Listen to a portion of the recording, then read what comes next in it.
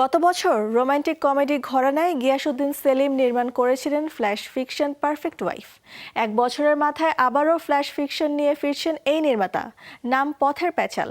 এতে জুটি বেঁধেছেন ইয়াশ রোহান ও বন্নি হাসান। কি গল্প বলবে এটি, কবে কোথায় পাচ্ছে মুক্তি, বিস্তারিত জেনে নেব প্রতিবেদন থেকে।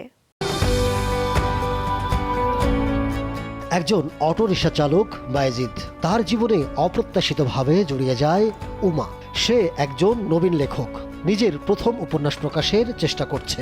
এমন দুই ভিন্ন প্রেক্ষাপটের চরিত্রকে ঘিরে এগিয়ে যায় পথের প্যাচাল। জীবন মানেই দীর্ঘ এক পথ, এবং এই পথে তৈরি হয় অসংখ্য গল্প।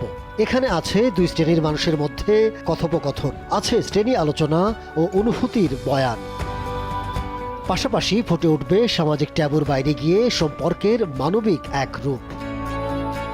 পথের প্যাচাল ফ্ল্যাশ ফিকশনে বায়েজিদ চরিত্রে অভিনয় করেছেন ইয়াশ রোহান, উমা চরিত্রে রয়েছেন বন্নি হাসান, আরও আছেন মনির খান শিমুল, অশোক ব্যাপারী, প্রণব ঘোষ, সানজিদা ইয়াসমিন, স্নিগ্ধা সহ অনেকে। শিপ্রা দেবনাথের গল্পে পথের প্যাচালের চিত্রনাট্য ও সংলাপ লিখেছেন গিয়াসউদ্দিন সেলিম, পাশাপাশি পরিচালনা করেছেন গিয়াসউদ্দিন সেলিম। আলফা আই এবং ওটিটি প্ল্যাটফর্ম চরকির যৌথ প্রযোজনায় নির্মিত হয়েছে এটি। 6 মে রাত 12টায় ওটিটিতে মুক্তি পাচ্ছে পথের প্যাচাল। Ahmed Tawkir, showbiz tonight.